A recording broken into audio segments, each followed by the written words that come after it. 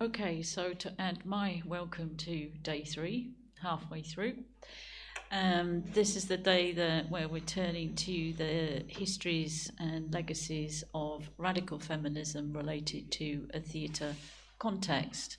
So, as ever, I'll do my little recapitulation to begin with, to remind ourselves where we've come from the last couple of days, like where we're up to set us off going forward.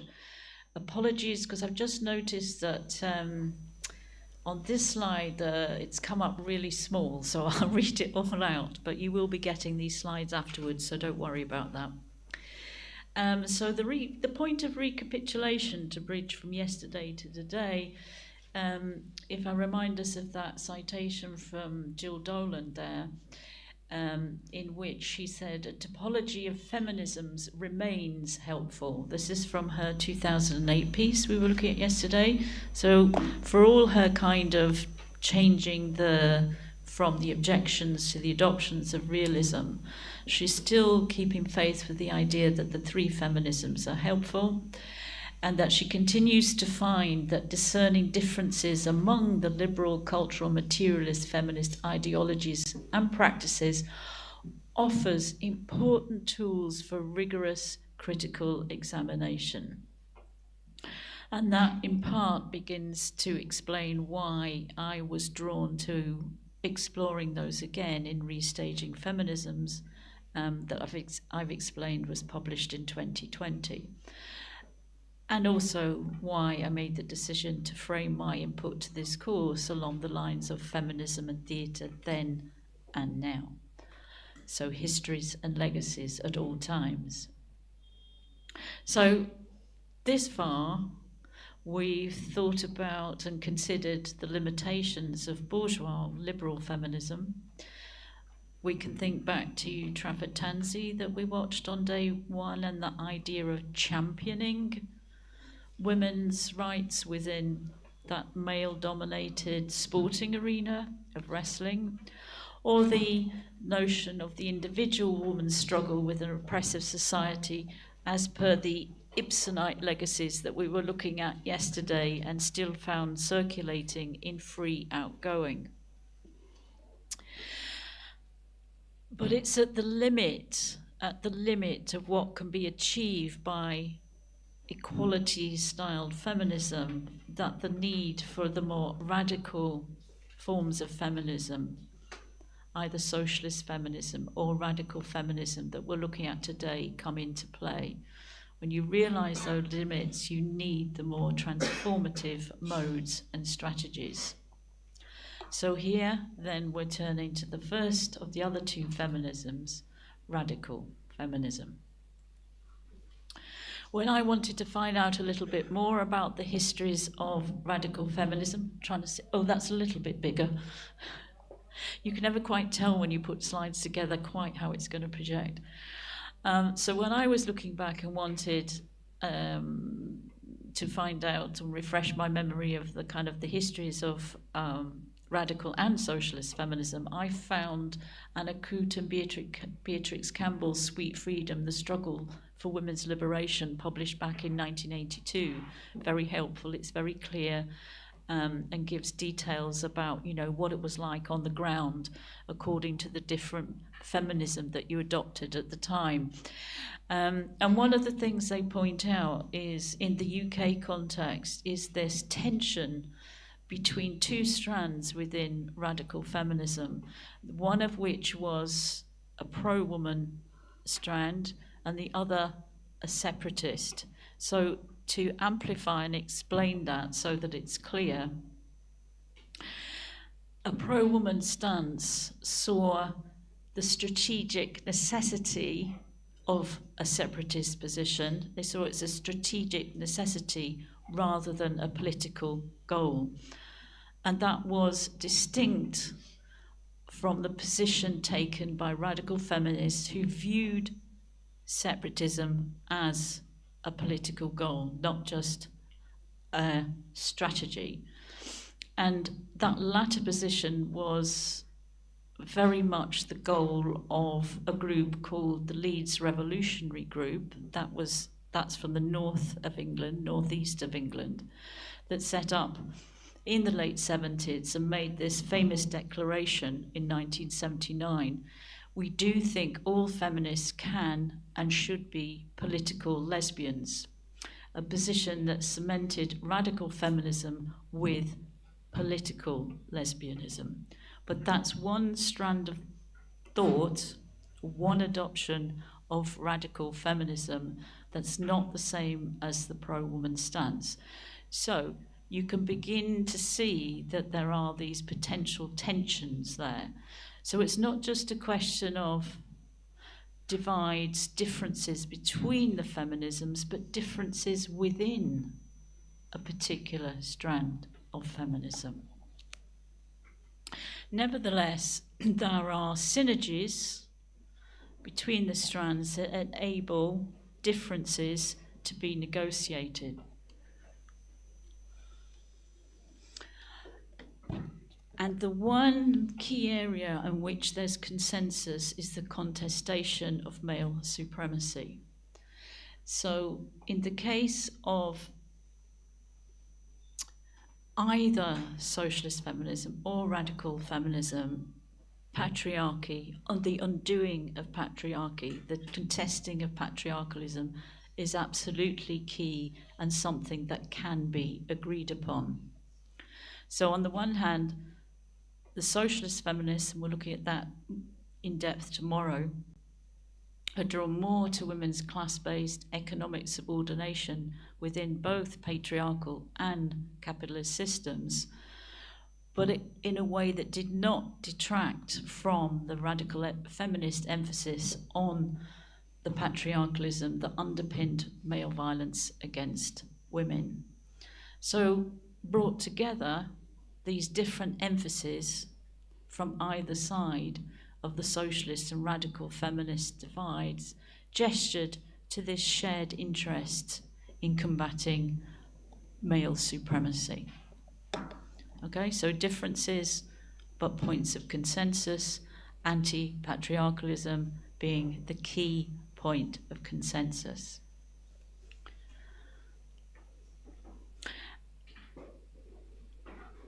With that consensus in mind, there are still ways in which each of the feminisms have their distinctive qualities. Now, in terms of radical feminism, the reading that I gave to you was a short piece by Finn Mackey that relates to her monograph, Radical Feminism, Feminist Activism in Movement, published in 2015. And the reason I did that was because I think Mackey has one of the clearest overviews of radical feminism that I found. Radical feminism in the UK context, as it's understood there, what it stood for, what its history is, and what its legacies are. And there she very helpfully identifies the key features that help to distinguish radical feminism from other feminisms in the UK context. And she proposes these four elements as being key to defining it. And they are, you have them listed there. Firstly, a belief in patriarchy and the need to end it. Then the advocacy of women-only space or women's-only political organising. Thirdly, the recognition of male violence against women as a keystone of women's oppression. And alongside of that, an acknowledgement of male violence against women that also extends the analysis of institutions of pornography and prostitution, some of which, of course, feeds into the play Masterpieces. Overall, she makes the indisputable claim that it was radical feminism which arguably wrote the book on what male violence against women is, why it happens, and what we can do to end it. So that's the overarching claim. Radical feminism, which arguably wrote the book on what male violence against women is, why it happens, and what needs to happen to end it. Now, if I can start to connect that to theatre, okay, so we've got what radical feminism stood for, but we also need to get some understanding of radical feminism as in relation to a theatre practice. And we noted during our first session the importance of women founding their own companies because they couldn't find a space within the mainstream and they weren't finding the space in the alternative circuits of political theatre making that was still male dominated. And the case of radical feminist practitioners being, and I've put it in italics there, in the company of women, meaning I want it to be in all senses, like being with women, being in the theatre company, all those ways was absolutely paramount. This microphone is really annoying me today. It's all crackly somehow. Has it gone off or on? Is it still okay? I don't know why. It's all crackly in a way it wasn't before. Now being in the company of women was especially true for lesbian theatre making, which involved an affirmation and celebration of lesbian lives and culture on stage. Now, to stage this kind of affirmation also involved directing attention to the damaging, violent systems of patriarchalism. So there are two sides to the coin here. Firstly, valuing women's lives and experiences, and on the other hand, objecting to patriarchal, heterosexist structures of power and domination. Right? So what you find in radical feminist practice at this time are those two things working together. Yeah, affirmation and objections to patriarchy on the other hand. So to exemplify that, as I always keep trying to do in making points so that they kind of sink in, I thought I'd give you the example from Siren Theatre Company that I also mentioned on the first day. That was our major lesbian theatre collective, formed in 1979 and managed to survive until just about 1993. And I put for you there a little description of their very first show, which was a non-naturalistic piece. All their work was non-naturalistic. This first show called Mama's Gone A-Hunting, and it was a futuristically set piece, which was described in the program notes, which give you a kind of flavour, as an intergalactic court presided over by an androgynous judge from another planet. Woman, fed up with it all, has decided to leave Earth before man blows it up and man opposes her going. So you get the kind of separatist pro-woman feel from that. And a couple of quotes from Jude Winters, who was one of the founding members of the company. And Jude explained that it was a piece around women choosing to withdraw all their energy from men, sexually, physically, emotionally, in order to fight sexism. It caused such a storm. We were saying things that were threatening, certainly quite threatening to women in the women's liberation movement, such as suggesting that women should leave men and consider the possibilities that being with other women offer.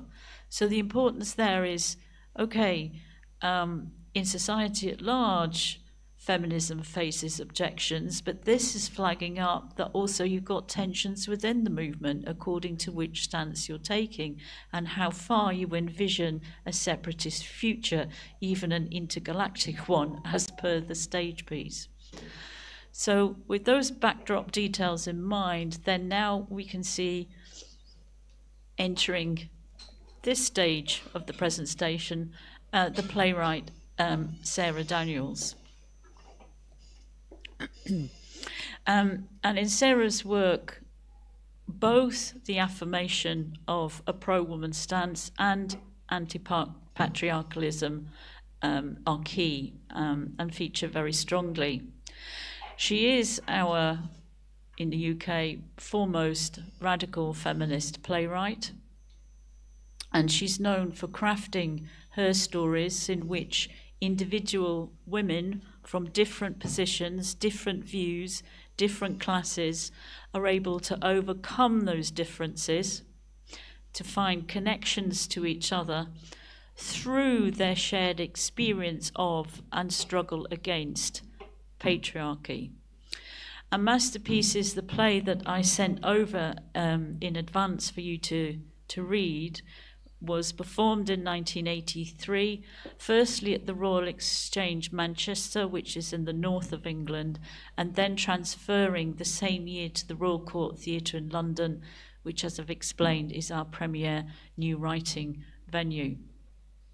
And it remains to this day the most, well,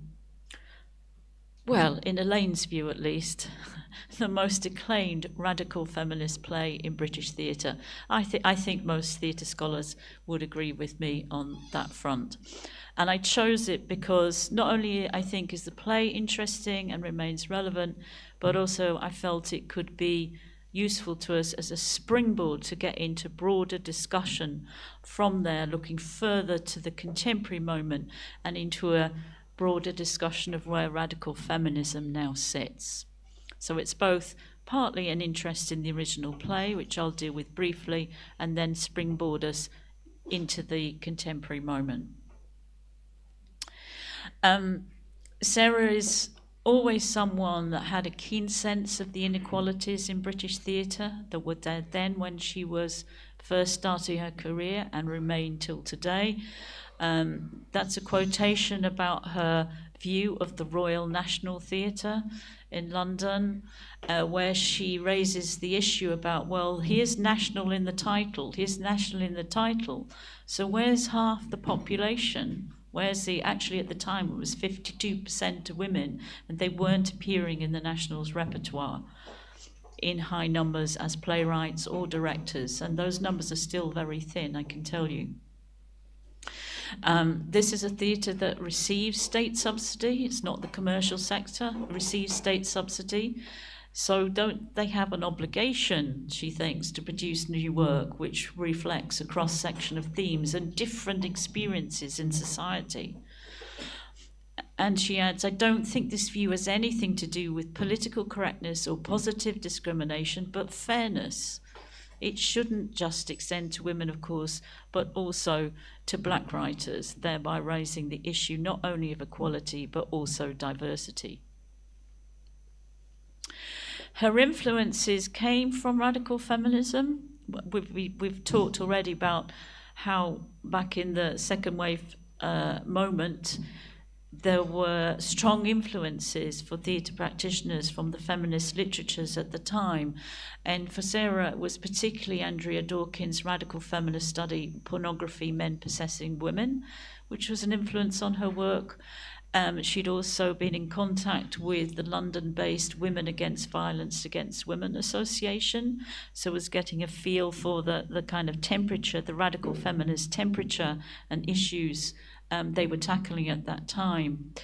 And generally she would talk about and identify how this early period of her writing, to which Masterpieces belongs, was driven by wanting to talk about the oppressiveness of women's lives. This feminist political awareness of violence against women went hand in hand with her starting to write. And Masterpieces, she says, was written very much from a right, I'm going to write these arguments in a play, and it came out of a real feminist movement, and I felt part of something. The quotations from Sarah Daniels come from one source, and I've given the source in the last slide, so if you do want to look those up, the source is there at the end. There are two events in particular that fueled her radical feminist anger. The one was from a personal experience from her school days, and whenever I've heard Sarah give a talk, she always refers to this first event. And you can see it there. It happened when she was at school, and the boy from the 5th grade, that would make the boy about the 15 to 16 year range. And he raped a girl at knife point at the school. And after admitting to the rape, he was sent away to Borstal. But what she goes on to explain is that what happened next was that the headmaster stood up in front of the whole school in assembly and said, this has happened, and it was going to be in the local paper, but what we all had to remember was that it was always a case of half a dozen of one, 6 of another. And the thing is that in the 1970s, that was a completely acceptable thing to say. So that event, as I say, has always stayed with her, and she still talks about it as an influence on her work. How could it possibly be that it's a case of one, the other? How could it possibly be that the woman was treated like that and the boy? Well, the second was a national scandal. It was the case of the Yorkshire Ripper, who was someone who was murdering several women between 1975 and 1980, and the police were very ineffectual in terms of tracking him down and convicting him. Was finally convicted in 1981, and it was one of those issues that was very high profile in the press, and caused a lot of anger, particularly among radical feminist groups protesting, the right to be able to go out at night safely, to inhabit the streets safely, and here was the Ripper kind of terrorizing the North at the time. So these were the kind of feminist issues that Daniels felt needed to be talked about, and for her, theatre was the forum, the public forum, in which she felt they could be aired, brought to public attention. A criterion for political theatre is that it should open up a debate beyond the theatre. It should have a kind of impact on us as spectators that make us go away and think. Not necessarily take action, although, not necessarily take action, although it might, but it should challenge us in some ways, should make us think. And she gives examples of audience reactions to masterpieces when it was first performed, and the way in which she would find spectators coming up to her saying, oh, that play, I split up with my boyfriend over that. Or blokes would come up to her and say, my girlfriend never spoke to me again after that play. So it is one that kind of raised debate beyond the theatre, is the point, is the takeaway point. So here then I'm coming back to the question of form. How to form a radical feminist critique of sexism on a spectrum that, as masterpieces evinces, ranges from misogynist jokes, which start in the opening scene, through pornographic means to snuff movies where the play ends up. Now, in terms of form, it's still drawing on the realist tradition that we talked about yesterday, but also disrupts it. And at some point, I can't remember exactly where I first did this, but at some point I ended up terming it broken realism. It's broken because although it's kind of some of those conventions are set up, it also breaks them up so that it negates the risk of realism's patriarchal setup. So I'm just wondering is this still okay on the mic? Are you checking it? It's okay? Yeah? Oh, it's the speakers. Ah, okay. Okay, right. All right, but they're getting it online. All right, okay. That's good. Okay, so it's broken up in ways that negate the risk of realism's patriarchal setup in the ways that we were talking about yesterday. But if you want to ensure that it's a critique, then you can't afford, if you're dealing with the subject of pornography, as Sarah is in this play, you can't afford to reproduce the pornographic gaze. Yeah? We're up against a similar thing to the representation of deeper, like yesterday, and being the absent presence as a strategy in order not to re-victimize, shame the woman in that sequence. So to do this, there are, in this context where she's dealing with pornography, there are selected techniques that she uses. So I thought I would headline the techniques as a way of just giving the brief comments on the play.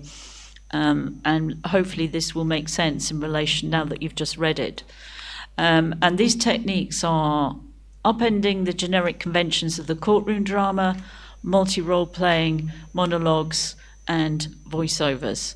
So to explain briefly each of these, first of all, if you think about courtroom dramas, if you think about those, then you'll remember that the convention is usually to focus in a suspenseful way on the apprehension and trial of a suspect in a way that climactically builds to whether they're proved innocent or guilty. It's a classic. Think of any of the TV drama, courtroom-based series you've watched or movies. That's a structure, and it builds through to the trial and through to the kind of final, yeah, the guilty or not guilty verdict.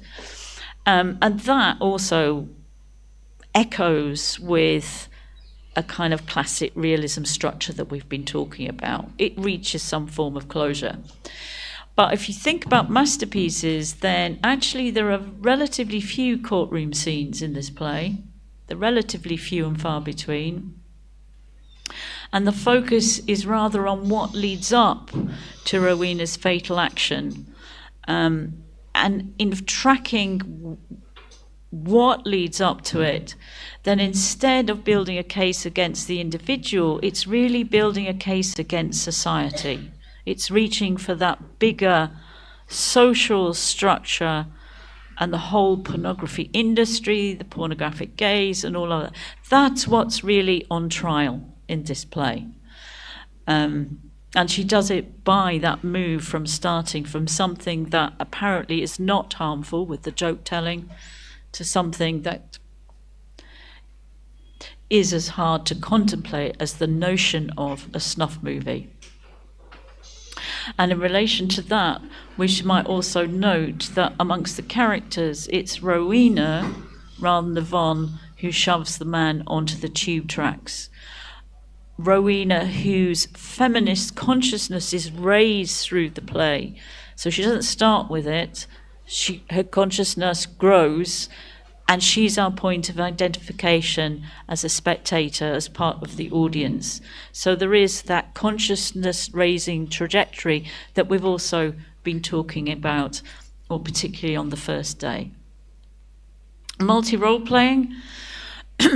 The part of Rowena is the only one, is the only one non-multi-role playing role in the play.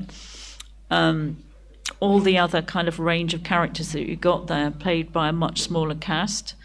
Now, that again is a practical necessity. You know, theatres then and now can't afford necessarily the huge cast. It's a practical necessity. But it also means that you're fracturing that convention of kind of one character, one actor convention of your kind of classically performed realist play. And overall, I'd argue that this casts the performers into playing their multiple parts in the pornographic web productive of gender inequalities.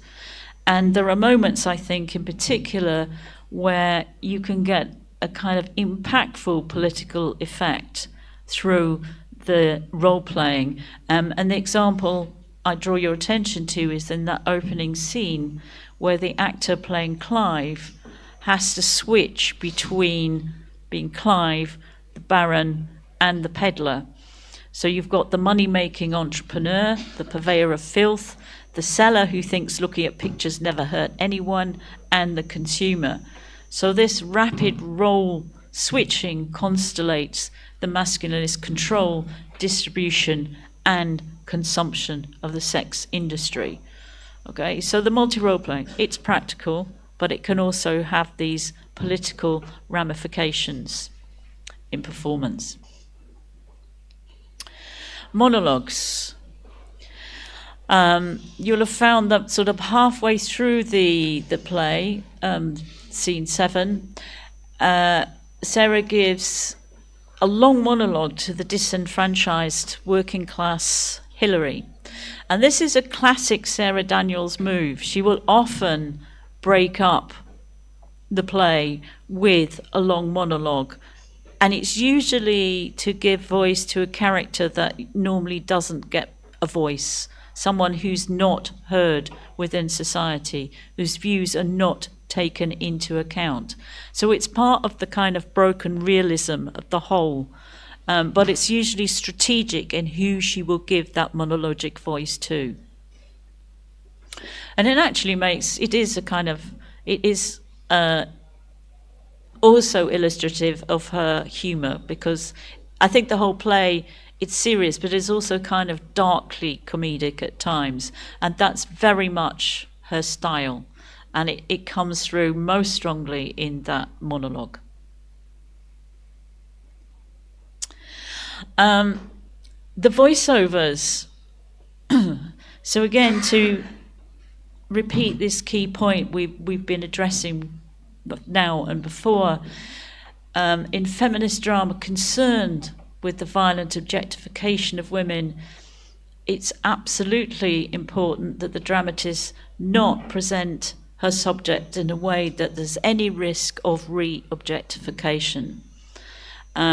So again, if you think about that 8th scene, and that's the one where Yvonne and Rowena look at the porn images, it's crucial that the audience doesn't see them.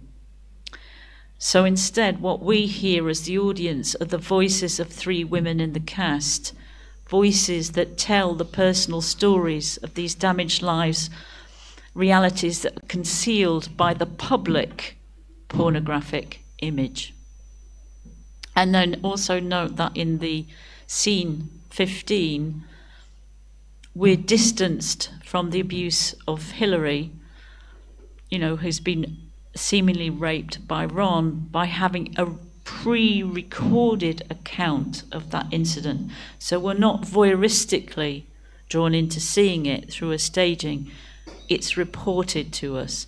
So they're all strategies to avoid having a voyeuristic pornographic gaze in the piece when you're attempting to critique that very subject.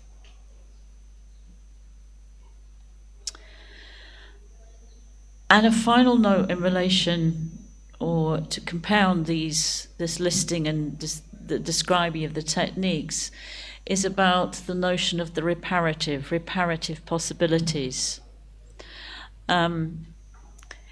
Because beyond the techniques,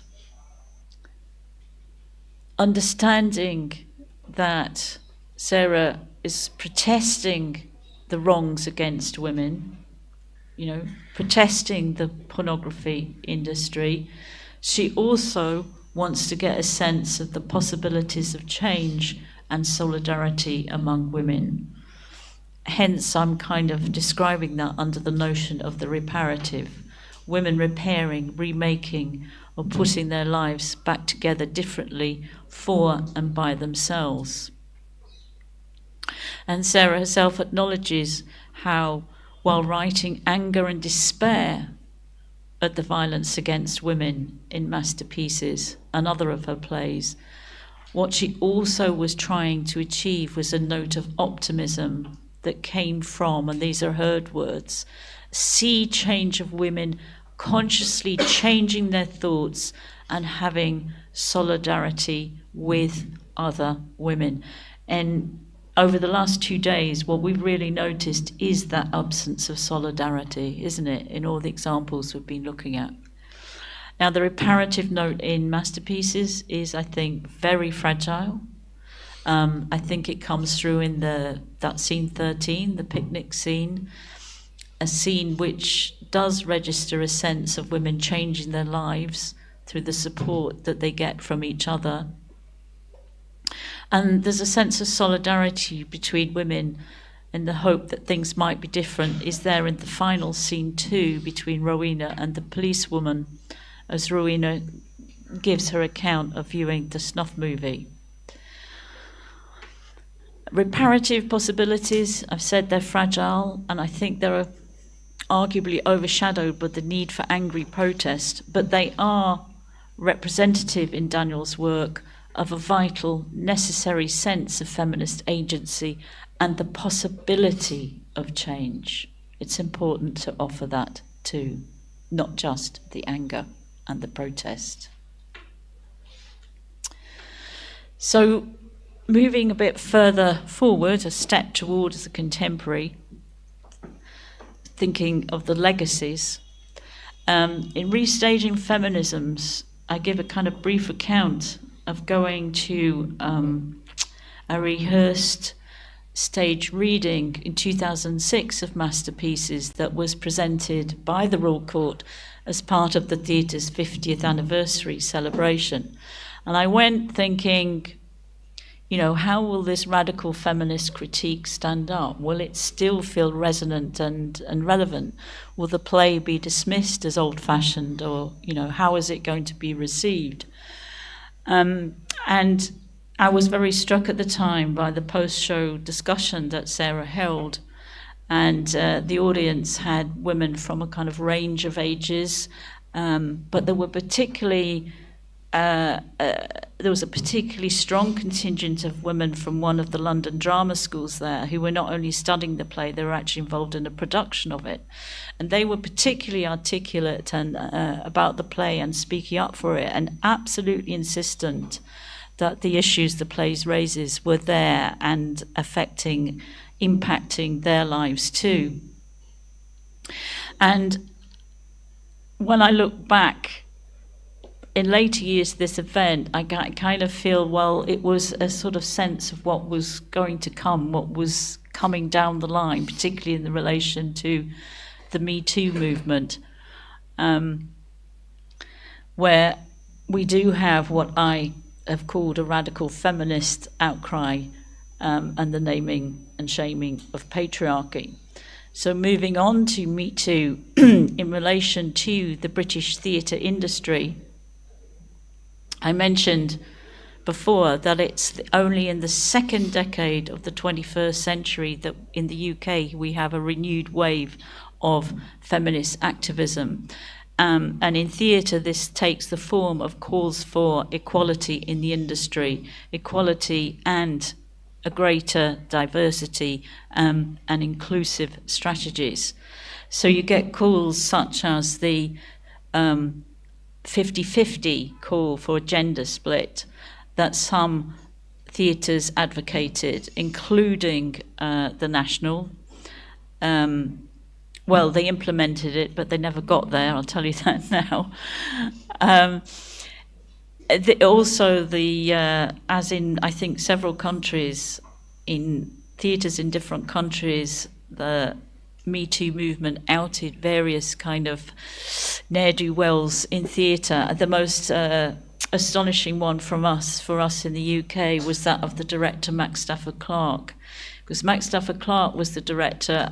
Whenever I wrote about Max Stafford Clark at the Royal Court, I always gave him praise for back in the 80s giving more opportunities to women playwrights.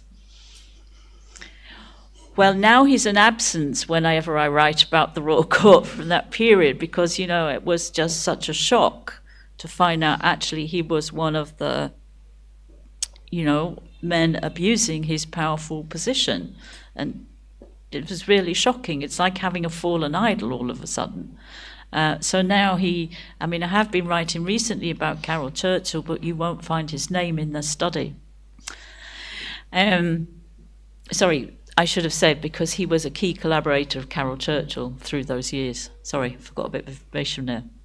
At the time of Me Too, Royal Court had its first female director, Vicky Featherstone, and she organised a kind of day of action and drew up a code of behaviour, like to try and change the culture within the Royal Court. And that code of behaviour has been picked up by other theatres, both in the capital and regionally. And what it indicates is that equality measures are not enough. You've got to do more than equality. You have got to change the whole culture, whether it's the theatre industry or any other kind of industry that's allowing a patriarchal culture to persist.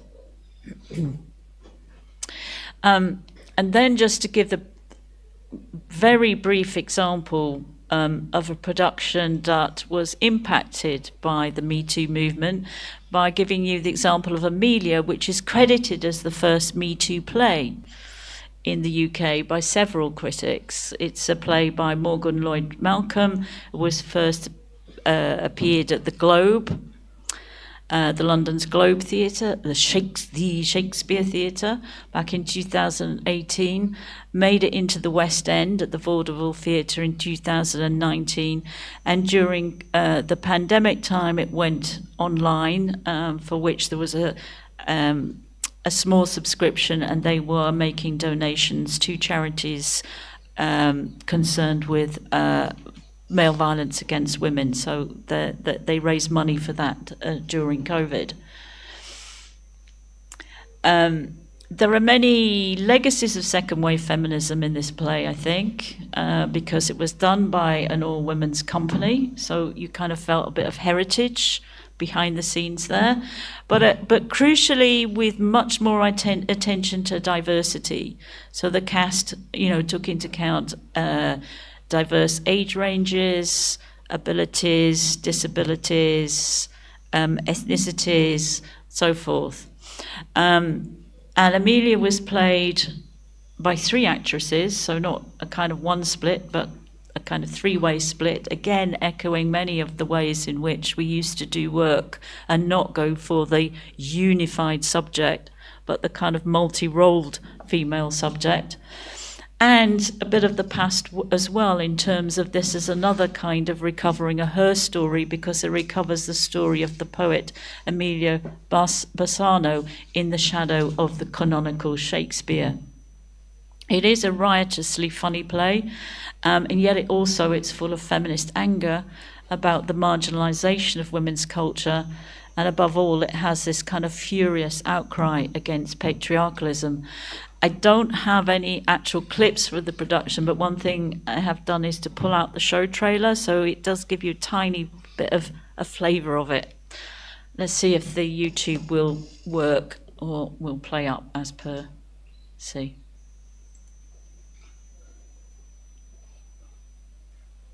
No, it's not worked again. It worked before. Oh, hang on. Okay, here we go. We are only as powerful as the stories we tell. Time to listen! Everyone stop talking. Very important man coming in.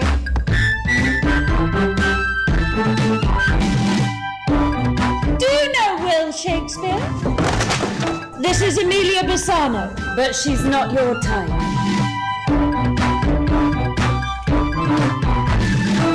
I could write a play. Oh. You are glorious! Here you are a poet. I am. Me too. You write? I do. I'm going to teach women from over the bridge. South of the river! If I am a wasp, best beware my sting. If you sting me, I'll pluck it up. Ah, if you can find it. Who doesn't know where a wasp keeps his sting? It's in his tail. In his tongue. Clever woman. I am Emilia. We are Emilia.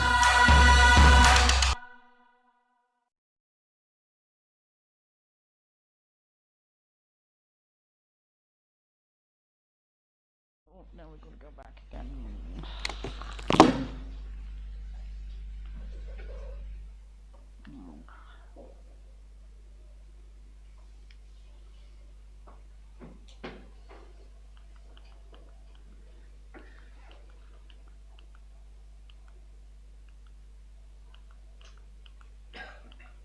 Right, that a minute.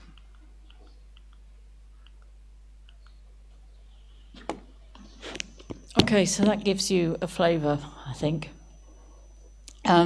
So when I was looking at Amelia, and I was reflecting on the impact of Me Too in the British theatre industry, and trying to analyse Me Too as a movement in that context.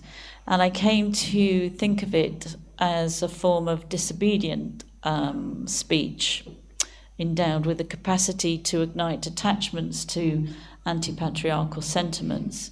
And there's a kind of detailed explanation of how I got to this notion of disobedient speech in restaging feminisms. But here, just to simplify that, to note that the woman who declares Me Too becomes one of the many, a disobedient, collectivist subject who dissents from the unspoken law of male supremacy, the kind of collectivist subject that I feel is exemplified in the staging of Amelia. But when I was doing this, thinking about this, thinking about the notion of disobedient speech, there was something that I found puzzling, that there was little connection made between this collectivist dissent from patriarchy and radical feminist politics. Is, on the one hand, after Me Too, women evince more confidence, I think, in expressing anti-patriarchal views, and on the other, a reluctance to be associated with radical feminism and its stereotyping as a man-hating feminist. That's why I think you get the naming of patriarchalism and objections to it, but not necessarily an identification, a named identification with radical feminism. And it's in relation to that I gave you also that very brief extract from Mary Remnant's account of Masterpieces and its reception. And if you remember that extract, in there she overviews how Masterpieces was received by the British, predominantly male critics. She identifies how it fostered an image, not just of the play, but of the playwright herself as this venom-spitting virago of radical feminist theatre. And there's that whole breathless string of adjectives that she puts together from the reviews that described the play and Sarah as man-hating, fanatical, raging, wrathful, vitriolic, embittered, furious, savage, bilious, rancorous, blasphemous, outrageous, incensed, aggressive, obsessive, strident, and shrill. There was never any genuine engagement with the play or its politics, just an angry rant against the radical feminist playwright and her work. And just to point out that in more recent years, certainly in the last couple of decades, Sarah's moved to work more predominantly in radio. And radio drama is a much more congenial atmosphere. You're not in the public eye. It's kind of you can put a radio play together in a kind of short production period. And I think, and I know she'd agree with this, that those kind of years of being labelled in this way and being treated in this way by the critics took its toll. So radio is still a way of working with drama, of reaching audiences that are in their millions when it's for radio. So she still does woman-centered plays on the radio, but unable to kind of deal with what she had to deal with in this period when she was writing Masterpieces. And just to back up that point, you will never find images of her online or have a social media presence, which is also part of this backstory. And the role of the critic, because we touched on this yesterday, and that's why I signalled then this was coming up. The role of the critic is a powerful one in terms of how plays get reviewed in the UK. And those critics are still predominantly white, male, and educationally privileged. There have been a few changes recently, which are encouraging, but that's still the picture. So, women's work, whatever kind of feminist politics you espouse, unless you're kind of very much in the kind of mainstream or falling into the neoliberal feminist trap, are likely to come across anti-feminist sentiments and prejudice from the critics. It's long-lasting, and it's been especially vitriolic with regard to the radical feminist stance. So this brings me to come back to Finn Mackey on the negative stereotyping, particularly of the radical feminist, and that's again in the extract that you had. And there,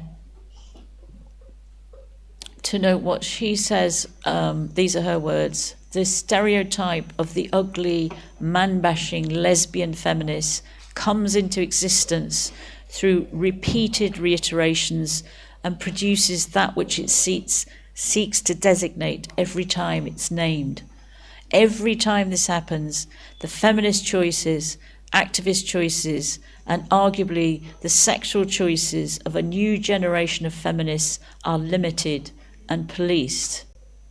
Ironically, of course, this is the precise aim of those various stereotypes, and I've emphasised there in bold, to discourage women from a feminist identification, perhaps particularly a radical feminist identification. So, the negative impact of this kind of stereotyping.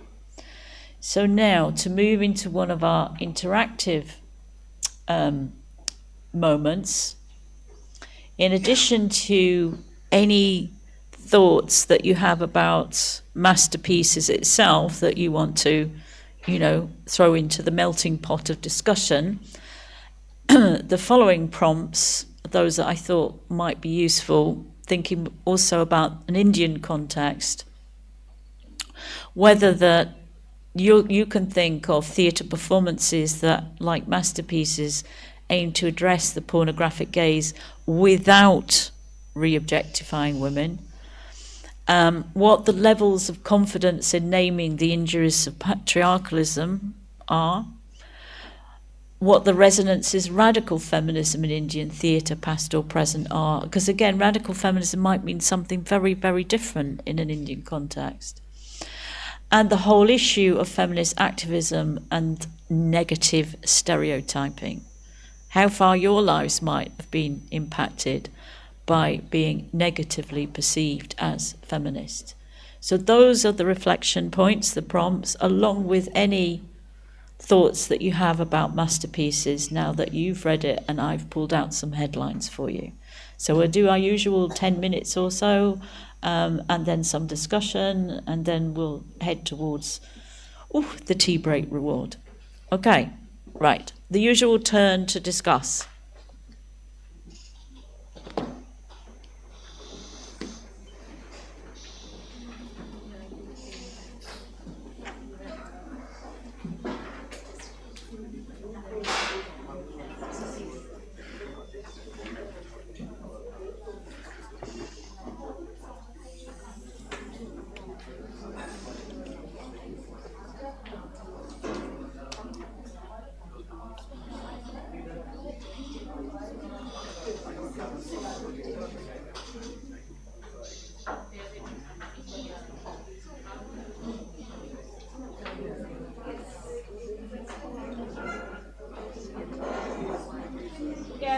feel free to move a bit if you need to get into a better discussion cluster.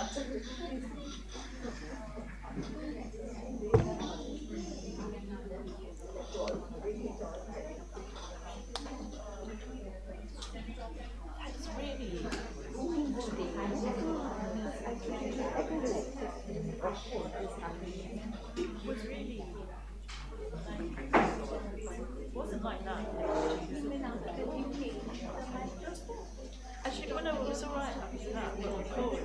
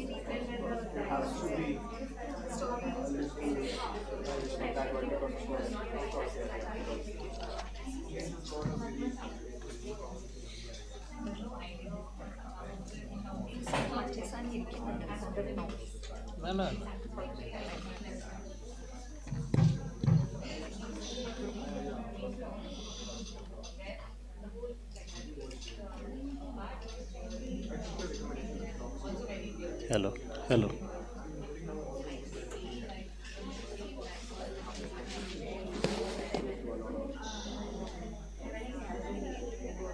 Okay, some interesting conversations around the room following masterpieces.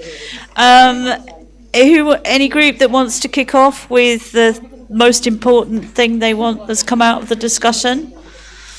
That headline. How about over here? Because you had some discussions directly on the play. That could start us off quite nicely, I think. Not everything, just the key headlines. Yeah, go on. Okay. I'll start and you can add, anyone can add. We started off with unfinished sentences, like how many of the characters in the play were overpowered by men and their sentences were completed. And then we went on to speak about how there were no specific words back then when the radical feminist movement came, though the experience was there. So what was it? The cringe laughter, or the word like toxic masculinity. The experience was there, but words are not there. And what difference does that make? Then we went on to speak about how even age, like Jennifer, through the play, she doesn't mince her words. She has these, outright complete sentences and even sarcastic humor when it comes to her husband, or she's the one who brings all three women together. So how age gives power also. Anyone else wants to add? Yeah, I would like to add the fact that the things that are said in the brackets, like, should I add? He was friendly. Yeah, like the Ron was friendly with Helena. Helena was the name, right? Hillary. So yeah, the Ron was friendly with Hillary. It means that he was not groping her. So if you're not groping a woman, if you're not raping a woman, it means you're friendly. So yeah, that's the clear cut, yeah, yeah, decent gentleman he has. Also, we see a hint of overshadowing just in the second page. It says that they were on a dinner, and Jennifer and Ron walked to the table and sat down. Ron has been telling her a joke which has amused her. She is relieved, however, to be out of his grasp. So it shows that how Ron has been this pervert from the beginning of the play. Okay. No, thanks for that, and thanks you for bringing attention to some smaller details within the text. That's very helpful. Okay, pass the mic somewhere. I just wanted to, we were also discussing it that, and you have already put it in context that the study on pornography is one of the influences when she was writing this. And when I was reading the text, I was thinking that how many kinds of debates she is bringing in to the text vis-a-vis pornography, because this play could have easily been anti-pornography but also taking a very moralistic dimension, but it does not take that dimension at all. And that is probably why, because she was invested and she must have part of that movement, that anti-pornography movement at that time, and she was influenced by those debates and that is probably one of the strategies of the radical feminists, to be involved in activism and those sort of movements which are happening at large. What we were looking at yesterday, free outgoing, that it's something that one has read in media about this MMS incident, and one wanted to write a play about it. But socialist feminists, activists and radical feminists, because they are invested in these larger debates, that's why they are also in this play. Also, she is able to bring in those nuances. So she's presenting debates and then counter arguments and then arguments and then counter arguments. So I think I think you're absolutely right, and I think the quote of hers that I used about, sort of feeling that she is in a movement. So as it were, the movement has moved her to this writing, and a sense of solidarity that she has as an emerging playwright at the time with the activist movement, and particularly the radical feminist branch of that movement. And I think you're right that does impact the writing and how she tackles the whole issue of pornography. And I know from conversations with her, when she talks about those years, there's still that tremendous sense of energy in her voice, the kind of memories of it at that point, and then how it grew so much harder in the theatre business. But those years of being part of a movement and being moved by the feminist anger that was collectively shared, and what a source of energizing creativity, if you will, that generates. So yes, I absolutely agree there. Thank you. Any other points in the room, either about the play or something broader in the topic? I'm good.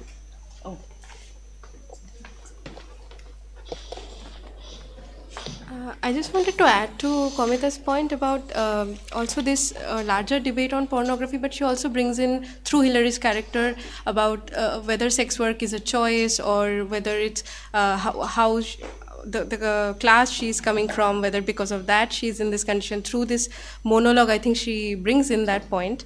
And also, we were also talking about this, how any vocabulary for female sexuality is completely absent, whereas all three characters are trying to find a place, are trying to identify, where we see also Jennifer trying to be that woman that her husband desires, trying to mimic all of these videos that she sees with her husband, but then even she fails. And then Rowena is also interested to explore that, but whereas they cannot really find a place in this very male idea of sexuality, whereas any kind of real vocabulary for female sexuality, that is completely absent for them.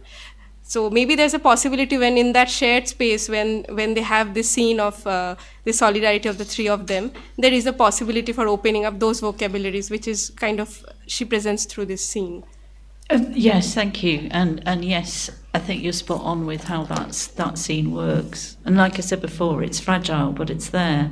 And it's only kind of when you've got that all-women's space and an emerging sense of solidarity that crosses the kind of mother-daughter aid, all of those things, that you stand a chance of finding something that actually is an antidote to all the I was going to say a rude word then, should I? To all the patriarchal nonsense that they're otherwise putting up with.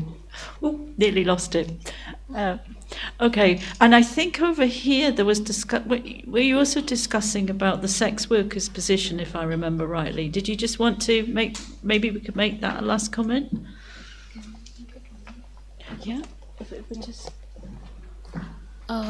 We were basically talking about what is, like, we are discussing about the respectability of the position, like the position of the career or whatever job kind of thing, sex work as a job. But what does, like, the sex worker think of herself as the respect, the idea of respect? While we are talking about this is respectful, this is not respectful, this is exploitative, yes, but that this is also a means for them to also kind of just earn money, right? So how do they think about that? So that was like also as I think somebody mentioned, the the monologue thing. So, and even I think in the before, like her conversation with Rowena, the social worker, she talks about it. Even the Rowena talks about like the men, the drunken men and everything, and she says that my mother can't take care of my child, so I have to be here, right? So I think that was what we're talking about, like the idea of respect and what the sex worker thinks of it herself, like her idea of respect, what it is. So yeah. Does anybody want to add anything? So we were speaking about how this community building works in this among the sex workers, and in Kolkata, Sonagachi is a red light area, and we all know how Durbar Samanway Samiti, how they are working to make these people, the other voices of Sonagachi, the other women voices, to be heard, and how they even conducts a Durga Puja now. So this we were mentioning this. So and in Durga Puja has a very cultural connotation with this sex workers. Like for Durga Puja, you need to take the what do I say, the clay from a sex worker's house. So Durbar is doing that very thing. They are conducting Durga Puja in that very land of in that red light area where in that red light area. So they are reclaiming the way in which yeah, so they are reclaiming. Do you want to add? Okay, did you want to come in on that? Are you okay? Okay. Just taking the soil is also a form of subversion that you mentioned. Okay, it's all right. A last thing, I've been told we need to stop for tea.